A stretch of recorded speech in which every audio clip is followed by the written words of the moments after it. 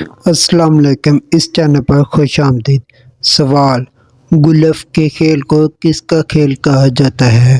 جواب: گولف کے کھیل کو شہنشاہوں کا کھیل کہا جاتا ہے۔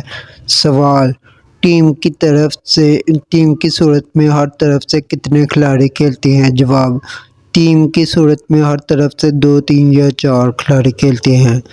سوال: گولف کے کھیل کے لیے میدان کتنا وسیع ہوتا ہے؟ جواب: گولف کے کھیل کے لیے میدان 600 گز تک وسیع ہوتا ہے۔ سوال: گولف کے کھیل میں کل کتنے سوراخ ہوتے ہیں؟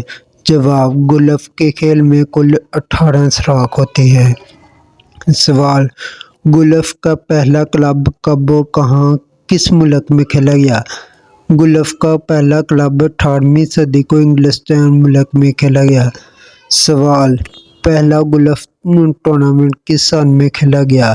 جواب: پہلا گولف ٹورنامنٹ سن 1860 میں کھیلا گیا۔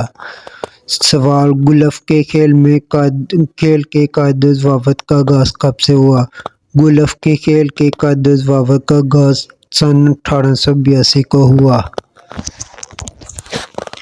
سوال: فٹ بال کے کھیل میں کھلاڑیوں کی تعداد کتنی ہوتی ہے؟ جواب: فٹ بال کے کھیل میں کھلاڑیوں کی تعداد 11 ہوتی ہے۔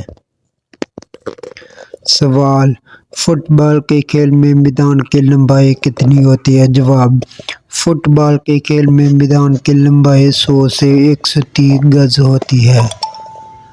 سوال: فٹ بال کے کھیل کے میدان کی چوڑائی کتنی ہوتی ہے؟ جواب: فٹ بال کے کھیل کے میدان کی چوڑائی 50 سے 100 گز ہوتی ہے۔ سوال: فٹ بال کے کھیل کے گول پوسٹ کی لمبائی کتنی ہوتی ہے؟ جواب: فٹ بال کے کھیل کے گول پوسٹ کی لمبائی 18 فٹ ہوتی ہے۔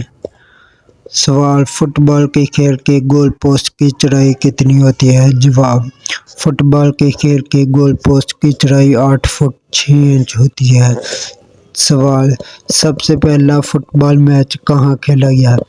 سب سے پہلا فٹ بال میچ 3 جولائی 1930 کو کھیلا گیا۔ سوال: ٹیلی ویژن پر سب سے پہلے فٹ بال کس سن میں دکھایا گیا؟